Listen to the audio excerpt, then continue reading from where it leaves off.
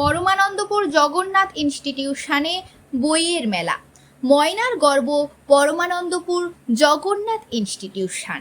শিক্ষা ও সংস্কৃতিতে অনন্য এই শিক্ষা প্রতিষ্ঠান। পুজোর প্রাক্কালে ময়নার এই ঐতিহ্যবাহী শিক্ষা প্রতিষ্ঠানে বইমেলা অনুষ্ঠিত হলো। গল্প, বিজ্ঞান সহ বিভিন্ন বিষয়ে বইয়ের সমাহার দেখে কেনার জন্য ছাত্রছাত্রীদের ভিড় ছিল যথেষ্ট। জানা গেছে, ছাত্রছাত্রীদের জ্ঞানের পরিধি বাড়ানোর জন্য বিদ্যালয়ে এমন অভিনব উদ্যোগ। এই প্রসঙ্গে বিদ্যালয়ের প্রধান শিক্ষক রঞ্জিত কুমার সামন্ত মহাশয় কি জানিয়েছেন শোনাবো আপনাদের।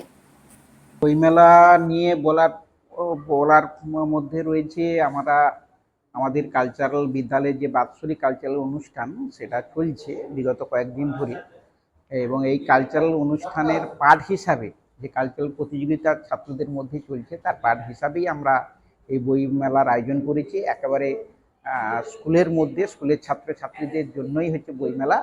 আমরা কাল অর্থাৎ আমরা 30 তারিখ এবং 1 তারিখ আজকেও আমাদের এই বইমেলা চলবে সারাদিন ধরে।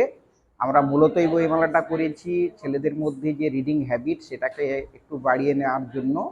রিডিং হ্যাবিটের সঙ্গে সঙ্গে কম্প্রিহেন্সিভ যে তাদের স্কিলগুলো সেগুলোও বাড়বে, ভোকাবুলারি বাড়বে।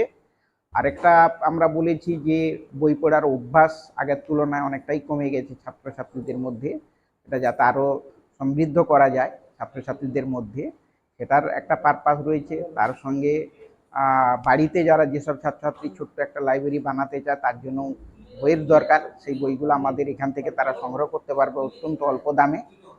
আর আমাদের যেটা মূল লক্ষ্য যে বই পড়ো মানুষ হও, এই একটা স্লোগানকে সামনে রেখে আমাদের এবছরের বইমেলা আমরা শুরু করেছি।